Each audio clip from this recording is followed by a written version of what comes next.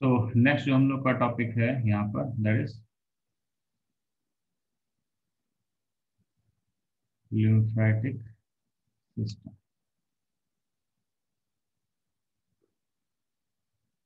Lymphatic system ये क्या है यहाँ पर, तो ये जैसे ब्लड सर्कुलेटरी सिस्टम है उसी तरह से हम लोग की बॉडी में लिम्फ एक सब्सटेंस होता है और वो भी सर्कुलेट करता है ब्लड की तरह, और उसका भी पूरा एक सिस्टम रहता है, तो उसको यहाँ पर लिम्फेटिक सिस्टम बोलते हैं।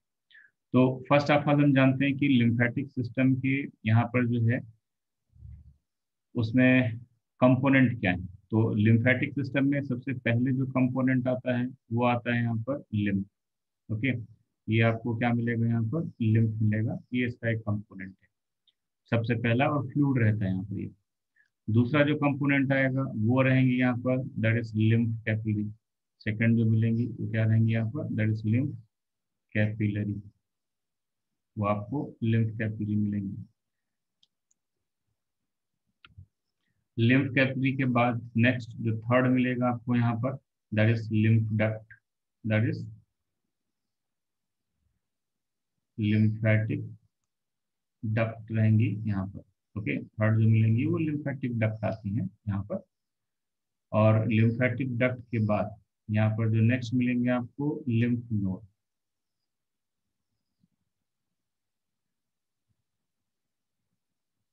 तो यहाँ पर इस तरह से आपको चार कंपोनेंट मिलेंगे किसी भी लिम्फेटिक सिस्टम के। जो लिम्फेटिक सिस्टम है उस लिम्फेटिक सिस्टम के यहाँ पर four component. First component lymph जो सर्कुलेट करता है, लिम्फ कैपिलरी, लिम्फेटिक डक्ट और लिम्फ नोड, ये आपको यहाँ पर मिलेंगे।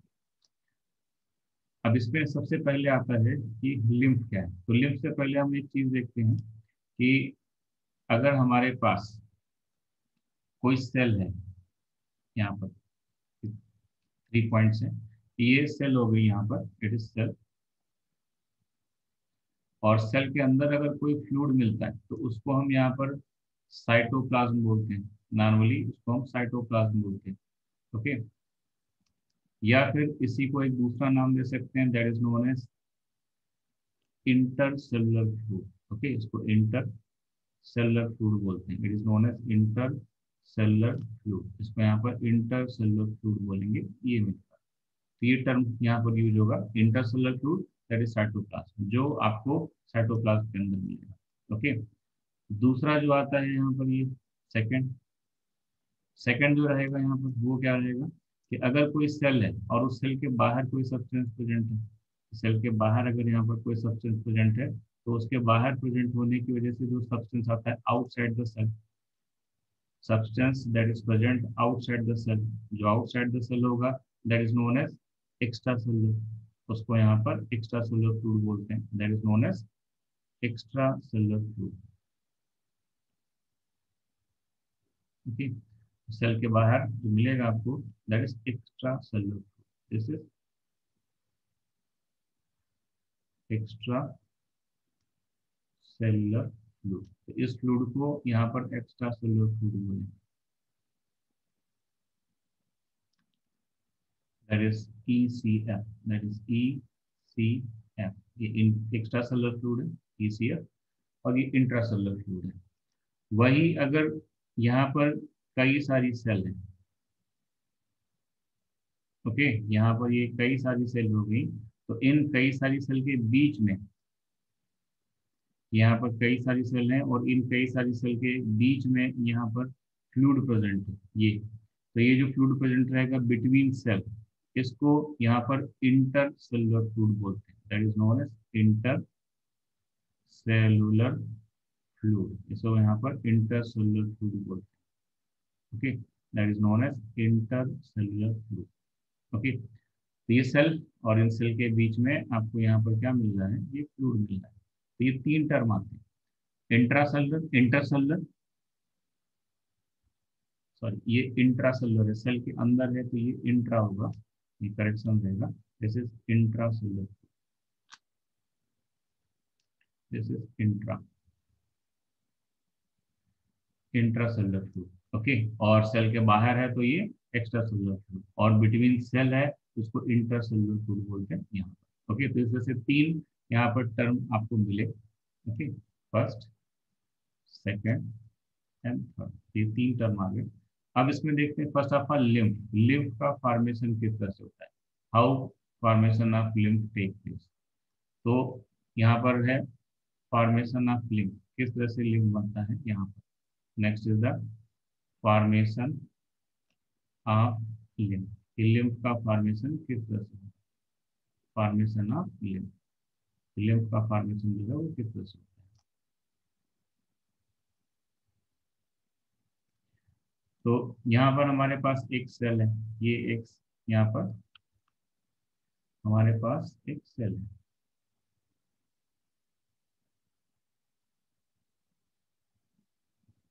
ओके, और इस सेल के चारों तरफ कैपिलरी है, कि कभी भी कोई भी ब्लड सप्लाई होगी तो ब्लड सप्लाई में क्या होगा कि जो ब्लड है वो कभी भी सेल के अंदर डायरेक्ट नहीं जाएगा। आप ये देखो तो यहाँ पर इस तरह से क्या रहेगा, ये इस तरह से ये कैपिलरी सिस्टम रहता है, ये कैपिलरी है, दिस इज कैपिलरी।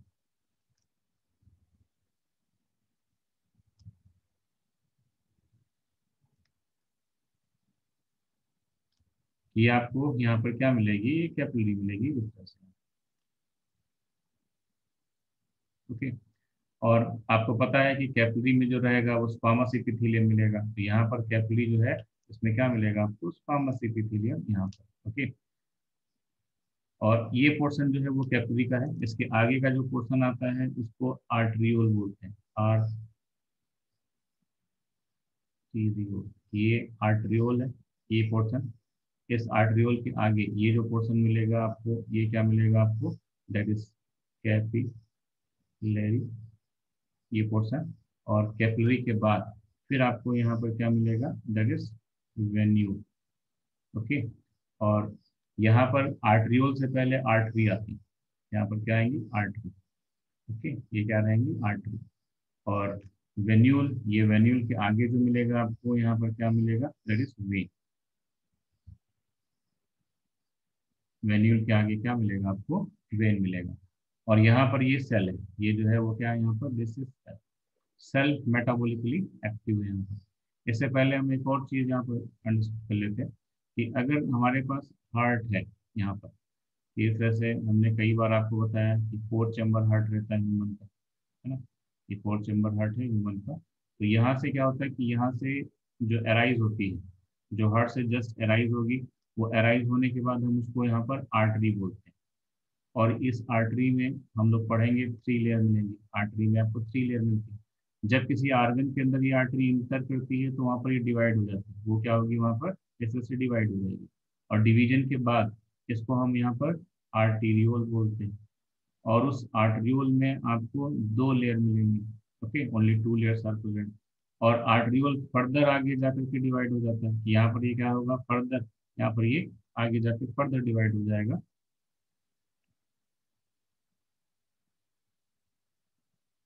कि ये फर्दर यहाँ पर जाके आगे डिवाइड हो जाता है। इस तरह से इसमें फर्दर आपको डिवीजन दिखेंगे कि फर्दर यहाँ पर ये डिवाइड होता है। तो आप देखो ये कई बार यहाँ पर डिवीजन होता है, इस तरह से क्या होगा, ये कई बार डिवीजन होगा यहाँ पर। ओके, तो ये जो आर्टरियोल है ये फर्दर यहाँ पर डिवाइड करेंगे इस तरह से। ओके, और ये डिवाइड करके अब कैपिलरी बनेंगी, अब जो आएंगी वहां पर वो क्या रहेंगी यहाँ पर, दैट इज कैपिलरी। ये क्या रहती है यहाँ पर, ये कैपिलरी रहेंगी, इधर कैपिलरी। और ये कैपिलरी फिर आर्गन से जब बाहर निकलती है तो फिर से ये आपस में कंबाइन हो जाती है, ये आपस में इस तरह से कंबाइन होंगी। और आपस में कंबाइन होने के बाद यहाँ पर ये इस तरह से ये जो कैपिलरी है वो आपस में इस तरह से कंबाइन होंगी, और कंबाइन होने के बाद फिर क्या करेंगी, यहाँ पर ये आगे जा करके फिर से यूनाइट होंगी। कैपिलरी आपस में कंबाइन होंगी, और कैपिलरी आपस में कंबाइन होने के बाद फिर से क्या करेंगे, यहाँ पर ये यूनाइट होंगी यहाँ पे। और फिर जब ये सब आपस में यहाँ पर यूनाइट हो जाएंगे इस तरह से, कि यहाँ पर ये आपस में यूनाइट होंगी, तो इनके यूनियन के बाद यहाँ पर क्या होता है, फिर से ये स्ट्रक्चर डेवलप होगा। तो ये जितना पोर्शन जो आपको दिख रहा है यहाँ पर, दिस पोर्शन, ये जो पोर्शन आपको दिख रहा है, ये वाला जो पोर्शन दिख रहा है यहाँ पर, ये वाला, ये पोर्शन जो है वो कैपिलरी है, दिस इज कैपिलरी। तो ये पोर्शन जो रहेगा कैपिलरी रहेगा, और यहाँ पर लिखा हमने, और ये आर्टरियोल रहता है। क्लियर। और इसके बाद जब ये फिर से आर्ट्रियोल दूसरे साइड में कंबाइन होंगे तो उससे वेन्यूल बनता है। इससे क्या बनेगा यहाँ पर वेन्यूल, वेन्यूल में 2 लेयर रहेंगे। और फिर जब ये आपस में सब कंबाइन हो जाएंगे तो उससे क्या बन जाएगा यहाँ पर ये वेन। ओके, यहाँ पर ये आपस में कंबाइन होकर के क्या बना देंगे, इस तरह से वेन बना देते हैं। तो वेन में फिर से 3 लेयर आ जाएंगे। और ये जो वेन है, ये वेन फिर से जा करके क्या करेगी, यहाँ पर हमारा जो हार्ट है उसके राइट साइड में जाके फिर से कंबाइन हो जाएगी। तो इस तरह से ये सिस्टम रहता है कि ब्लड जो है वो आर्टरी में जाएगा, आर्टरी से आर्ट्रियोल में जाएगा, और जो एक्सचेंज होगा वो कैपिलरी में होगा। कि अगर कोई आर्गन है तो आर्गन के अंदर हमेशा कौन इंटर करता है, कि ये अगर आर्गन है तो उस आर्गन से हमेशा कौन इंटर करेगा, यहाँ पे आर्टरी, आर्टरी इंटर करती है। इंटर करने के बाद वो डिवाइड हो जाती है और आर्ट्रियोल में कन्वर्ट हो जाती है, आर्ट्रियोल कैपिलरी में कन्वर्ट हो जाते हैं, कैपिलरी फिर दूसरे साइड में यूनाइट होकर वेन्यूल बनाएंगे, वेन्यूल फिर वेन बनाएंगे, और वेन जाकर के फिर हार्ट में ओपन होगा। तो यहाँ पर ये राइट, यहाँ पर जो मिलेगा आपको, this is right atrium. Okay, और ये क्या रहेगा यहाँ पर राइट वेंट्रिकल, ये लेफ्ट एट्रियम, और ये जो मिलेगा आपको लेफ्ट वेंट्रिकल मिलेगा। तो इस तरह से रहता है यहाँ पर सिस्टम। ओके, और ये आर्गन है। तो अब जो एक्सचेंज होता है वो कैपिलरी में होता है, तो उसी का एक छोटा सा पोर्शन लेके हम यहाँ पर देखते हैं किस तरह से होगा एक्सचेंज। ओके, तो ये वाला पोर्शन जो है आपको समझ में आया होगा। ओके, उम्मीद करता हूँ। और यहाँ पर एक सेल है, ये सेल है और उसके पास से होकर के कैपिलरी जा रही। यहाँ पर अगर आप देखोगे तो सेल आपको इस तरह से दिखेंगी, जो सेल है वो यहाँ पर ऐसे रहेंगी कि ये सेल यहाँ पर रहेंगी, और कभी भी सेल के अंदर से होकर नहीं जाएगा। कि जो कैपिलरी रहेगी वो सेल के आसपास से होकर जाएगी, तो ये सारी सेल होगी। यहाँ पर ये चारों तरफ क्या मिलेंगे आपको, सेल मिलेंगी। और कभी भी कैपिलरी सेल के अंदर से नहीं जाती, उनके बीच से होके जाएगी, बट उसको पेनिट्रेट करके कभी नहीं जाएगी यहाँ पर। तो ये पूरा यहाँ पर क्या रहेगा, सिस्टम रहेगा इस तरह से। अब यहाँ पर क्या होता है कि अगर हम इस सिस्टम में देखें यहाँ पर, तो ये सेल हो गई और उसके पास से कैपिलरी जा रही। ओके, और कैपिलरी जो है उसमें आर्टरी है, आर्ट्रियोल है, और कैपिलरी पोर्शन है, वेन है, वेन्यूल है, ये मेटाबॉलिकली एक्टिव है। इसके अलावा जो ब्लड वेसल्स है और जो सेल है, इसके बीच में आपको फ्री स्पेस मिलेगा और यहाँ पर फ्लूइड मिलेगा, तो इसको यहाँ पर इंटरस्टिशियल फ्लूइड बोलते हैं। This is known as interstitial fluid. इस फ्लूइड को यहाँ पर इंटरस्टिशियल फ्लूइड बोला जाता है। Okay, this is known as interstitial fluid. Okay, ये फ्लूइड जो आता है वो इंटरस्टिशियल फ्लूइड है, या फिर हम इसी को क्या बोल सकते हैं, that is known as tissue fluid. कि सेल है तो हम इसको यहाँ पर टिश्यू फ्लूइड भी बोल सकते हैं। This is known as tissue fluid. Interstitial fluid होगा या फिर क्या रहेगा, ये टिश्यू फ्लूइड रहेगा यहाँ।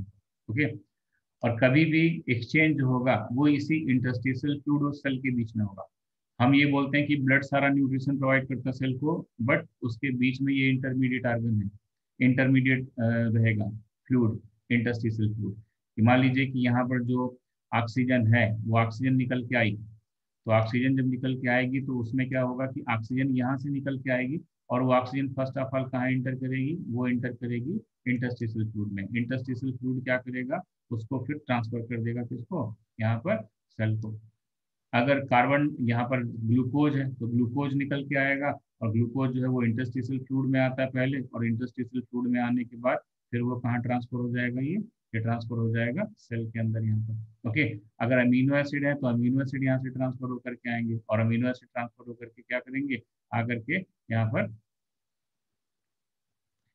आएंगे, और आने के बाद फिर वो क्या करेंगे, यहाँ पर ट्रांसफर हो जाएंगे। तो इस तरह से जो सेल है वो कभी भी डायरेक्ट ब्लड से न्यूट्रिशन नहीं लेगी। जब भी न्यूट्रिशन लेगी तो थ्रू इंटरस्टिशियल फ्लूइड लेगी, या फिर टिश्यू फ्लूइड के थ्रू लेती है यहाँ पर। तो ये मेटाबॉलिकली एक्टिव है।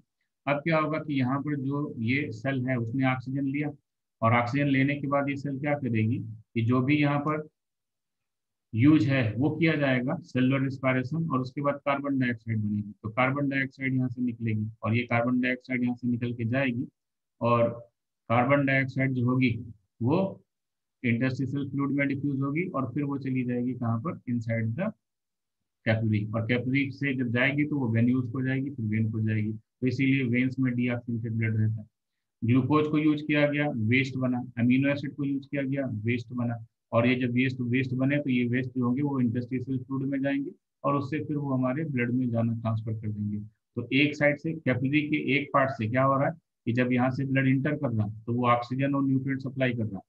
ओके, यहाँ तक। और जब आगे वो जा रहा है ट्रांसफर होकर के, तो उस केस में क्या हो रहा है कि वो वेस्ट सब्सटेंस को लेके जा रहा है। इसीलिए artery always carry oxygenated blood, और जो वेन होंगी वो यहाँ पर डीऑक्सीजनेटेड ब्लड लेके जाएंगी, बट कुछ एक्सेप्शन है इसमें। तो इस तरह से ये प्रोसेस चलता है। अब हो क्या रहा है कि यहाँ पर देखिए कि जो आने वाला सब्सटेंस है वो ज़्यादा है, और जाने वाला भी सब्सटेंस यहाँ पर ज़्यादा है। और हमें पता है कि कोई भी सिस्टम हमारे अर्थ पे जो है वो आइडियल सिस्टम नहीं है, कि कहीं पर भी आप जो है 100% एक्सचेंज नहीं कर सकते। तो यहाँ पर ये न्यूट्रिएंट हमारे पास आते रहे, उससे सेल को कोई प्रॉब्लम नहीं, इंटरस्टिशियल फ्लूइड को कोई प्रॉब्लम नहीं। बट प्रॉब्लम कब होगी, जब वेस्ट बने यहाँ पर 100 मॉलिक्यूल एक बार में, और ट्रांसफर हुए यहाँ पर 90। यहाँ पर कितने बच गए, 10 मॉलिक्यूल यहाँ पर अभी भी बचे हुए हैं, वेस्ट वेस्ट सब्सटेंस 10 मॉलिक्यूल हर बार में यहाँ पर बचे हुए हैं, हर सर्कुलेशन में यहाँ पर रह जाते हैं, और 90 निकल पाते हैं। यहाँ पर कार्बन डाइऑक्साइड के 100 मॉलिक्यूल बने, और उसमें से क्या हुआ कि यहाँ पर भी 90 निकल के गए, तो 10 मॉलिक्यूल कार्बन डाइऑक्साइड के भी यहाँ पर बचे रह गए। अब ये 10 मॉलिक्यूल यहाँ पर बचे रह गए एक सर्कुलेशन में, कि एक सर्कुलेशन में यहाँ पर ये 10 मॉलिक्यूल हमें सब बच रहे हैं। दो सर्कुलेशन होंगे तो 20 मॉलिक्यूल हो जाएंगे, 20 हो जाएंगे। ओके, तीन हो गए सर्कुलेशन तो 30 हो जाएंगे। तो धीरे धीरे आप देखो वेस्ट सब्सटेंस का कंसंट्रेशन इस इंटरस्टिशियल फ्लूइड में बढ़ता जाएगा, क्योंकि कोई भी सिस्टम 100% आइडियल नहीं होता कि पूरा का पूरा यहाँ से वेस्ट ट्रांसफर किया जा सके। ओके, तो अब जरूरत पड़ी यहाँ पर लिम्फेटिक सिस्टम की, क्योंकि जो ब्लड यहाँ से न्यूट्रिएंट दे रहा है, बट जिस रेट से वो न्यूट्रिएंट दे रहा है उस रेट से यहाँ पर सारे के सारे जो है वेस्ट को लेके नहीं जा पा रहा। तो इस वजह से यहाँ पर सेल के चारों तरफ बहुत सारा कार्बन डाइऑक्साइड, बहुत सारा वेस्ट कलेक्ट हो जाएगा। और ये सब चीजें अगर यहाँ पर कलेक्ट हो जाएंगी तो उनके कलेक्ट होने से सेल को फिर ऑक्सीजन, ग्लूकोज, अमीनो एसिड ये सब मिलना बंद हो जाएंगे, न्यूट्रिएंट मिलने में इसको प्रॉब्लम होगी। और कार्बन डाइऑक्साइड अगर सेल के चारों तरफ है, वेस्ट है, तो सेल सफोकेट होना स्टार्ट हो जाएगी और सेल की डेथ हो सकती है। तो इसको यहाँ से बाहर निकालना है, और उसी को निकालने के लिए यहाँ पर क्या डेवलप किया गया, लिम्फेटिक सिस्टम। ओके, तो ये यहाँ पर लिम्फेटिक सिस्टम बनने का रीजन ये था कि यहाँ पर जो वेस्ट है, इस वेस्ट को अब रिमूव करना है यहाँ से, क्योंकि अगर ये वेस्ट हमारे टिश्यू फ्लूइड में ज्यादा हो जाएगा तो हमारे लिए प्रॉब्लम होगी सेल के लिए, तो इसको रिमूव करना है। तो इसको रिमूव करने के लिए यहाँ पर एक कैपिलरी दी गई, इस कैपिलरी को यहाँ पर लिम्फ कैपिलरी बोलते हैं, this is known as lymph capillary. Okay, जो कैपिलरी आती है वो लिम्फ कैपिलरी है, this is lymph, this is lymph capillary, इसको लिम्फ कैपिलरी बोलते हैं यहाँ पर। और लिम्फ कैपिलरी का इंपॉर्टेंट करेक्टर ये किसका है, वो डायमीटर जो मिलेगा, कि अगर हम यहाँ पर ये कैपिलरी का डायमीटर देखें तो इस कैपिलरी का डायमीटर और इस कैपिलरी का डायमीटर, ठीक, तो लिम्फ कैपिलरी का डायमीटर आपको बड़ा मिलेगा, यहाँ पर आपको दिखेगा नहीं, बट एक्चुअली जो लिम्फ कैपिलरी रहता है इसका डायमीटर मोर रहता है, इसका मोर डायमीटर मिलेगा। ओके, यहाँ पर मोर डायमीटर, इसका मोर डायमीटर आता है as compare to as blood capillary. जो ब्लड कैपिलरी है तो उसका डायमीटर क्या मिलेगा, आपको ज्यादा मिलेगा।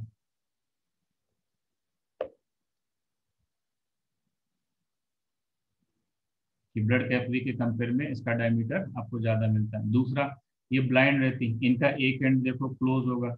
ओके, तो one side it is blind, one side क्या मिलेंगे आपको, वन साइड ब्लाइंड, कि एक साइड में आपको यहाँ पर ब्लाइंड मिलेंगी, वन साइड में आपको ब्लाइंड मिलती है। इसके अलावा इनमें जो पोर मिलेंगे, कि इनके अंदर अगर आप देखेंगे तो इनके अंदर आपको क्या मिलते हैं, यहाँ पर इस तरह से पोर मिलेंगे, ये पोर रहेंगे, इस तरह से बड़े बड़े आपको लार्ज साइज के क्या मिलेंगे, यहाँ पर ये पोर मिलेंगे यहाँ पर। ओके, तो ये जो लार्ज साइज के यहाँ पर पोर रहते हैं, तो इनका पोर जो होगा, पोर का साइज वो as compare to blood capillary यहाँ पर क्या मिलेंगे, बड़े साइज के मिलेंगे। ओके, ये क्या मिलेंगे आपको, ये लार्ज साइज के मिलेंगे, यहाँ पर जो पोर होंगे दैट इज लार्ज साइज मिलेंगे। तो लार्जर पोर, यहाँ पर थर्ड इंपॉर्टेंट करेक्टर क्या है, लार्ज पोर मिलेंगे। ओके, इसके अलावा इनका इंपॉर्टेंट करेक्टर ये भी है कि जो लिम्फ कैपिलरी है वो हमेशा ब्लड कैपिलरी के साथ मिक्स रहेंगी, इंटरवोवन बोलते हैं, उनके साथ उलझी रहेंगी, उनके साथ मिक्स रहेंगी। ये इनका यहाँ पर एक और करेक्टर है, that is interwoven with the blood capillaries, कि जहां जहां ब्लड कैपिलरीज वहां वहां पर lymph capillaries. Okay, that is mix with, यहाँ पर it is mix with blood capillaries, ये ब्लड कैपिलरीज होंगी उनके साथ मिक्स रहेंगी यहाँ। ओके, कि ब्लड कैपिलरीज के साथ ही इंटरवोमेन रहेंगी, कि आपस में एक तरह से फंसी हुई रहेंगी, कि अगर यहाँ पर ये लिम्फ कैपिलरी है, ये ब्लड कैपिलरी है, तो उनके बीच बीच में आपको क्या मिलेंगी, यहाँ पर लिम्फ कैपिलरी मिलेंगी, यहाँ पर आपको लिम्फ कैपिलरी मिलेंगी बीच बीच में, तो इनके साथ ये फिक्स रहती है, यहाँ पर ऐसा इनका स्ट्रक्चर रहता है। तो ये सारे जो एडाप्टेशन, ये सब करेक्टर दिए गए, वो सब इसको अडाप्ट करने के लिए दिए गए कि यहाँ से ये वेस्ट को निकाल सके। यहाँ पर देखिए इसका एरिया या डायमीटर ज्यादा, तो अगर इसका डायमीटर ज्यादा होगा तो आपने पढ़ा होगा कि अगर डायमीटर ज्यादा होता है, ओके, ये फार्मूला पढ़ा होगा P=F/A, कि आप एरिया बढ़ा दो तो प्रेशर अपने आप क्या हो जाएगा, कम हो जाएगा। तो इनका डायमीटर ज्यादा है, इसका मतलब इनका एरिया ज्यादा है। यहाँ पर एरिया ज्यादा, तो यहाँ पर प्रेशर क्या हो जाएगा, कम। यहाँ पर प्रेशर कम, यहाँ पर प्रेशर ज्यादा, क्योंकि लगातार यहाँ से सब्सटेंस निकल रहे हैं। तो यहाँ से अपने आप जो कार्बन डाइऑक्साइड है, जो वेस्ट है, वो अपने आप, यहाँ पर हाई प्रेशर है, यहाँ पर प्रेशर कैसा है, हाई, और जो कैपिलरी है उनके अंदर प्रेशर कम है, लिम्फ कैपिलरी के अंदर, तो अपने आप ट्रांसफर होना स्टार्ट हो जाएंगे। यहाँ पर क्या है कि यहाँ पर जो है पोर कम है, छोटे पोर हैं कैपिलरी के अंदर, ब्लड कैपिलरीज के अंदर, यहाँ पर पोर के साइज बड़े, तो जल्दी जल्दी यहाँ से जो भी वेस्ट बन रहा है और नहीं जा पा रहा वो हमारे ब्लड में वापस, उसको लिम्फ कैपिलरी अपने अंदर कलेक्ट करना स्टार्ट कर देंगे, और उसको कलेक्ट करेंगी यहाँ पर, इस तरह से कलेक्ट करेंगी, और फाइनली जा करके वो ब्लड में ही इसको डोनेट कर देंगे, वो अपने पास नहीं रखेंगे, वो फाइनली ब्लड को ही डोनेट कर देंगे, बट उसको कलेक्ट करेंगे, और कलेक्ट करने के बाद फिर वो ब्लड को दे देंगे। ओके, यहाँ पर अगर देखा जाए तो ये आगे जा करके कि जो वेन है, इसी वेन से, ये वेन एक्चुअली नहीं है, ये सिर्फ समझाने के लिए आपको, कि जो वेन होगी उसी वेन से जाके आगे मिक्स हो जाएंगी। तो जो हमारा वेस्ट ब्लड का वापस नहीं आ पाया था, ब्लड में वापस नहीं आ पाया था, इधर से जो भी आ रहा वो इधर से भी आएगा। क्लियर, वेन में ज्यादा रहेगा और ये जो लिम्फ होगा उसमें कम रहेगा, जो वेस्ट यहाँ पर छूट गया उसको लाने के लिए यहाँ पर है। तो इस टाइप के सिस्टम को यहाँ पर क्या बोलते हैं, that is known as lymphatic system. और यहाँ पर ये जो इसके अंदर लिक्विड आएगा, अब इसके अंदर जो भी फ्लूइड कलेक्ट हुआ, कि जो भी फ्लूइड लिम्फ कैपिलरी के अंदर कलेक्ट होता है, ये लिम्फ कैपिलरी है, इसके अंदर जो भी फ्लूइड यहाँ पर कलेक्ट होता है, ठीक है, वो फ्लूइड क्या रहेगा यहाँ पर, that fluid is known as lymph, उसको यहाँ पर लिम्फ बोलते हैं। तो ये लिम्फ है, ये जो फ्लूइड यहाँ पर कलेक्ट हुआ वो क्या रहेगा, इट इज लिम्फ। तो इस तरह से लिम्फ का फॉर्मेशन हुआ, कि लिम्फ हमारी बॉडी में हर जगह बनेगा, जहां जहां ब्लड फिल्टर होगा और वापस आएगा, वहां वहां पर क्या बनेगा, आपको लिम्फ बनता हुआ दिखेगा। और जहां पर ब्लड नहीं है, वहां पर फिल्टर नहीं हो रहा, वहां पर आपको लिम्फ भी दिखाई नहीं देगा। क्लियर, तो क्वेश्चन आता है कि लिम्फ कहाँ बनेगा, तो सारे उन सारे पार्ट में लिम्फ बनता है जहां जहां पर हमारा ब्लड फिल्टर होता है, जहां जहां ब्लड कैपिलरी, वहां वहां पर लिम्फ कैपिलरी। ओके, ये दोनों साथ साथ रहेंगी। और जो भी सब्सटेंस हमारे टिश्यू फ्लूइड का वापस नहीं आ पाया वेस्ट, उसको ये रिमूव करने में हेल्प करती हैं।